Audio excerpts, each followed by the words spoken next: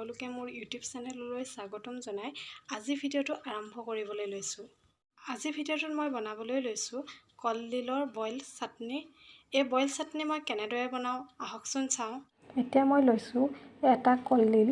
এয়া কলডিলটো দুচিটা কৰি পিনি ধুনীয়াকৈ পানীত ধুই লৈছোঁ। কুকাৰটোত পানী দি লৈছোঁ আৰু তাতে মই কলডিল দুটুকু দি দিছোঁ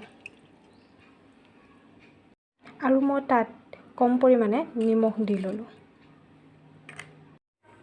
এতিয়া মই কুকাৰটো গেছৰ ওপৰত তুলি এটা চিটি অহালৈকে ৰাখি দিলোঁ। এতিয়া মোৰ কলডিলটো সম্পূৰ্ণৰূপে বইল হৈ গ'ল।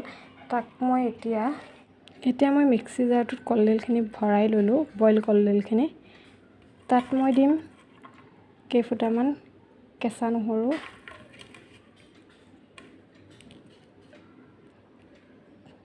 অকণমান আদা আৰু 3টা পকা জলকীয়া আৰু সোৱাদ অনুসৰি অকণমান নিমখ। এয়া মোৰ চাটনি ৰেডি হৈ গ'ল। ইয়াত মই সোৱাদৰ বাবে অলপ কেঁচা মিঠাতেল ঢালি ল'লোঁ। আপোনালোকেও এনেদৰে চাটনি বনাই খাই চাবচোন।